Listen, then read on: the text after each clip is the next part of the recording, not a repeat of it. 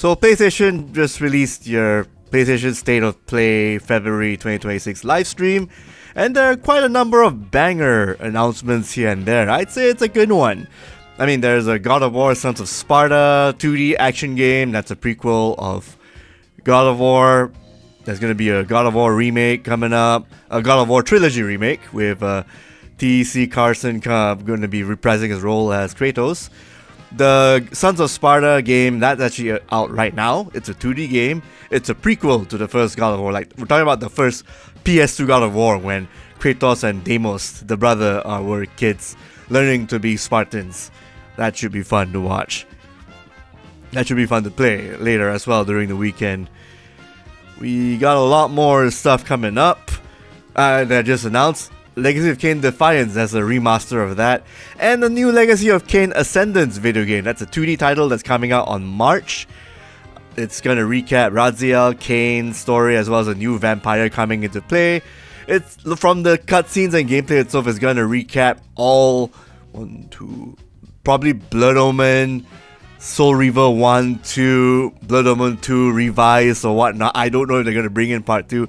And probably Defiance, they're going to combine everything. Because I've seen from the trailer, there are like some familiar scenes from Soul Reaver 2. Especially, when one of the Lord Vampires, Janos, he actually got hunted by the Seraphim and all that. Yeah, really, really cool stuff.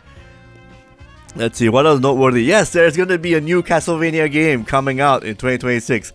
Castlevania Belmont's Curse, made by Evil Empire and Motion Twins, the guys behind the Prince of Persia Rogue game, the 2D one, the really cool one, and Dead Cells. So Dead Cells, as you know, had a Castlevania DLC that popped up as the last bits of Dead Cell DLC. Really, really well done DLC, by the way. I really enjoyed it. So to have that same team coming down to make Castlevania Belmont's Curse, that's really, really awesome stuff. Let's see. Oh, there's a new Dead or Alive new project coming up. That's also promising. We probably won't see much of that until probably next year or the year after that, 2027, 2028 at the least. Kena, Scars of Cosmora, the sequel to Kena, Bridge of Spirits, PC and PS5. Always good to see a sequel to one of the more underrated titles from back.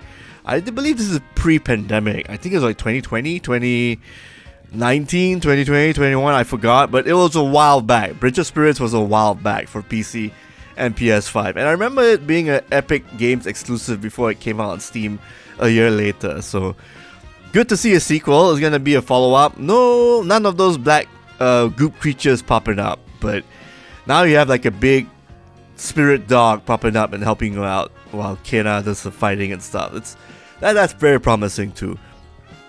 But enough of all that. The big news is, of course, Marvel Tokon Fighting Souls. It was quite a reveal.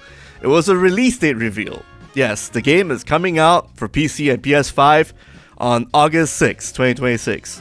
Not only that, they introduced a couple of other new characters, X-Men characters to be specific. We've got Magic, she can teleport. I called this character a while back. She's a fan favorite. People have been requesting for her to be in a fighting game or whatnot. And there you go, Magic. She can become Darkchild, I guess, as a install. Teleports, got the sword, some of the supers with the magic and stuff and whatnot. You got Wolverine, of course. That one is more of an obvious pick because Wolverine has always been in every single Marvel fighting game, so you can't really exclude him. And plus, he's the leader of the X-Men too, together with Storm at quite a number of points in the comic book series. So, and having Stephen Bloom voice him, of course, that's a given, considering that Steve Bloom is the iconic Wolverine voice for all the animated video game stuff. And the last character that's been announced is Danger. She is actually the bastion, the last remnants of Shi'ar technology, but she's also the manifestation of the AI of the Danger Room. Like the X-Men have this place called the Danger Room where they practice and do drills and practice runs and whatnot. So imagine if that became sentient form. That's Danger in a nutshell, basically. And she seems to have like powers from different X-Men characters and Shi'ar technology stuff. Like when she was doing the flying thing, that's probably taken from Fairy, one of the new X-Men characters in the comics the past couple of years. The drill move and the laser thing, I think that's a Sentinel thing. I'm not sure. probably from all the practice runs fighting against different sorts of Sentinels and other bad guys from the X-Men canon like Nimrod and whatnot. So really surprised, great surprise pick, considering that Arc System Works mentioned that they want to bring in characters who are not known to be brought into fighting games to make their debut in Marvel Tokon Fighting Souls. So yeah, that's something to look forward to.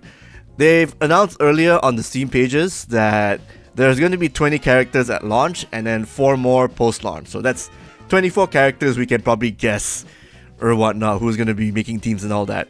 Like those X-Men characters I mentioned, they're going to be joining Storm and going to form the Unbreakable X-Men in this canon. So they'll all be broken into teams, 20 divided by 4, that's 5 teams basically. So you're gonna have like 4 for 1, 4 like whatnot. They've already announced. Yeah, so I guess we can actually wrap up this segment with a predictions list, of course, because why the hell not? We've got Storm, Wolverine, Danger, Magic. That's the 4 characters in that one team, so that's one team sorted. So I got 4 more teams, or rather, if you count DLC, maybe 5, unless Arc System Works decides to go the route and just split them up to different characters and then make a story mode in the second season and whatnot. Or 3rd or 4th.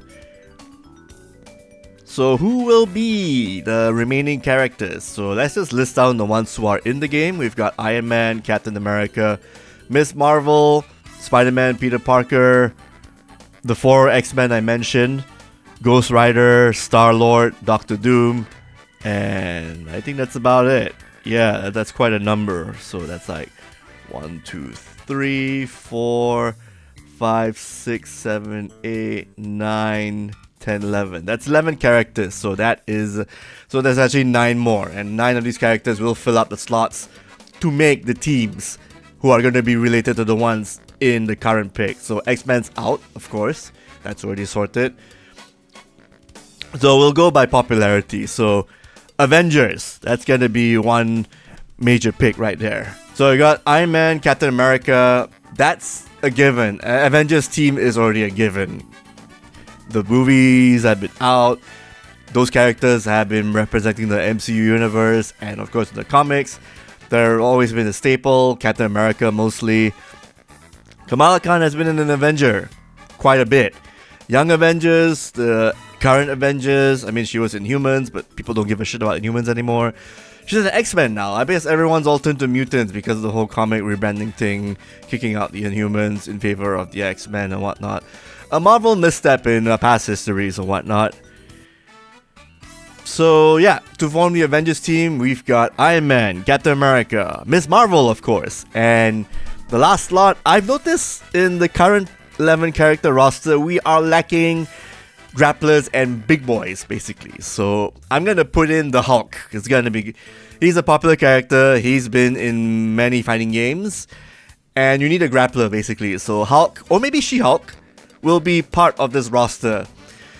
I'm leaning more towards She-Hulk coming in because he's only been in one fighting game, Marvel vs. Capcom 3.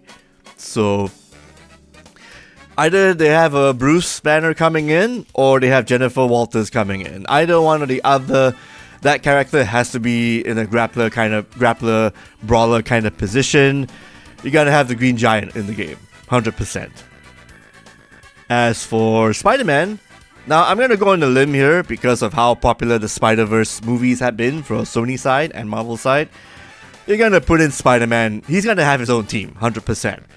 As for the other characters, we're gonna fill up that slot. Hey, we've got a lot of Spider-Man characters coming in. I mean, let's just go for the obvious picks. Penny Parker. She was in Marvel Rivals as a video game character. You kind of need a big body character to balance out all these Rushdown and Shoto characters in the current list. And the mix-up characters and whatnot. And your possible zoners. I'm guessing Storm is a zoner, I guess? I'm not too sure, yeah. But anyway, Penny Parker can fill up that whole big body brawler slot because she's in the mecha, and mechas are slow, fast, build body kind of characters and whatnot. Penny Parker. Spider Noir, well, the movie's coming out. And plus, you could use a kind of like imagine a wacky character who narrates his own entrance and whatnot in an old noir kind of faction. I don't know how his gameplay might be. It has to be different from Spider-Man in the game, so... But he would be an interesting pick. Maybe Gwen Stacy, because she's also another one as well, another popular character. They all have to play differently from Spider-Man in the roster. One of them could be a zoner, one of them could be more of like a footsie brawler style character, who knows. I mean, another weird pick because they want to make it a bit wacky. Maybe they put in Spider-Ham and he'll be like that character who summons all sorts of like weird ass wacky characters from his Spider-Ham universe. That's just my thoughts right there. So Spider-Man's team, you're gonna have 3 Spider-Verse characters, definitely interchangeable. I mean, Penny Parker, mecha, robot, you gotta have more mechas in the game. Definitely. It's an anime Tokon Fighting Arc System Works title, and the lack of big body characters being announced means you're gonna bring in characters like Penny Parker inside.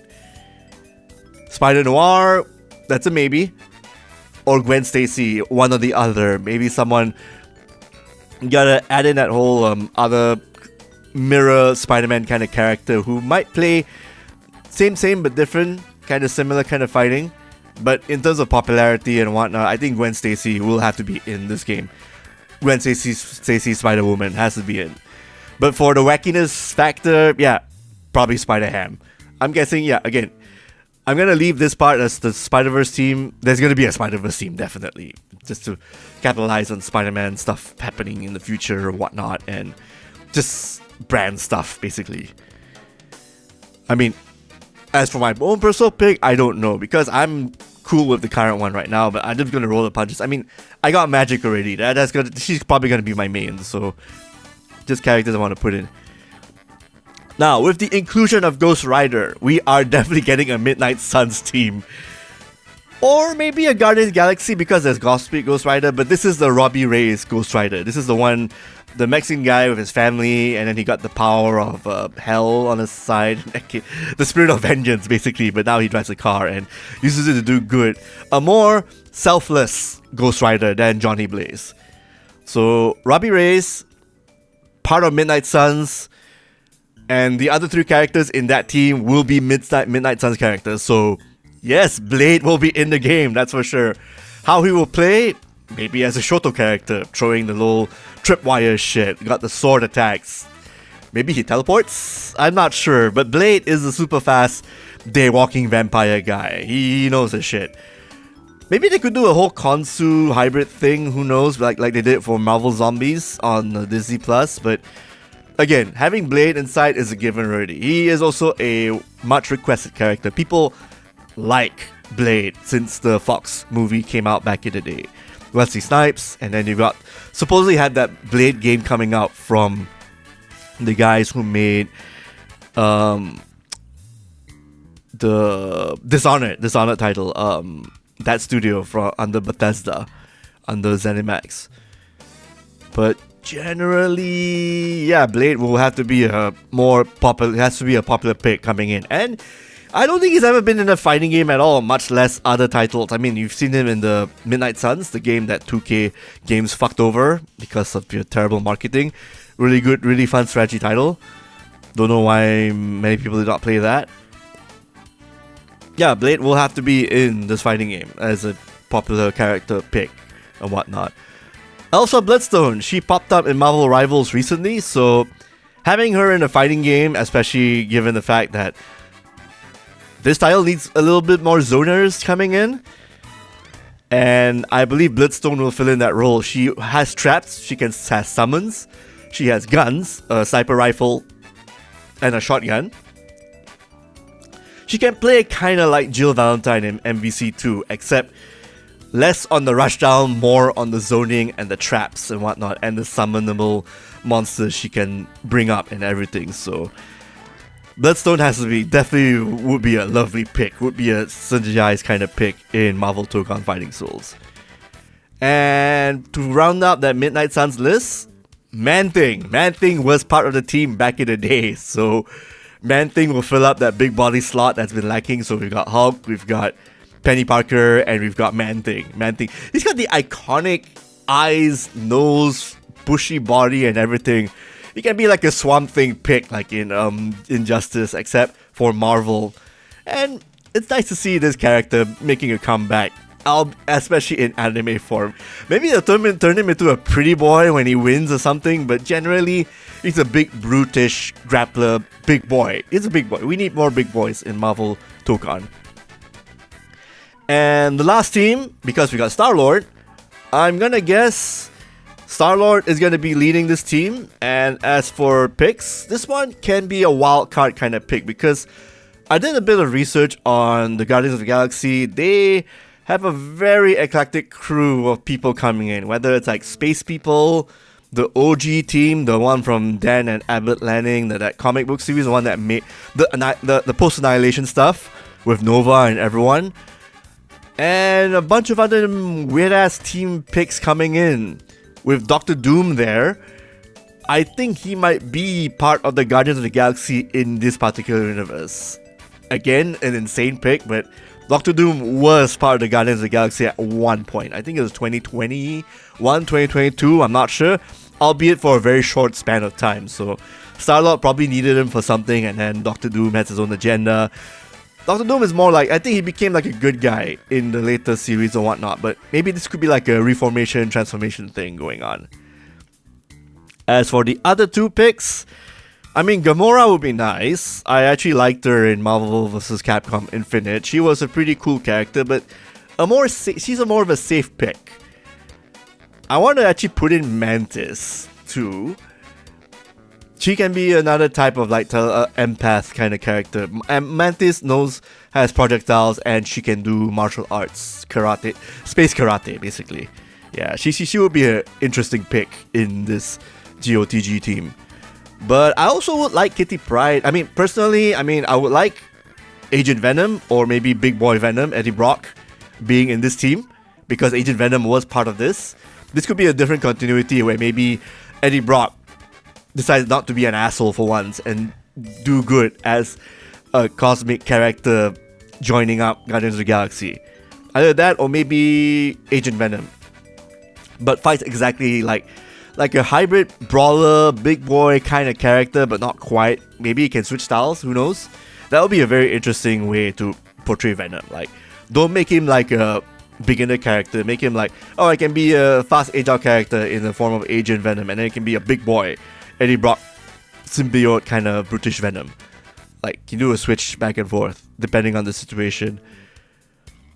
And I guess another pick, I mean, it's like a tie between Mantis and Kitty Pryde. Like, you can have one of those characters. Kitty Pryde was Star-Lord's girlfriend, and she actually led the Guardians of the Galaxy at one point. She was a former X-Men, but now she's basically traveling the galaxy to do space stuff, become a space cop, a space vigilante force.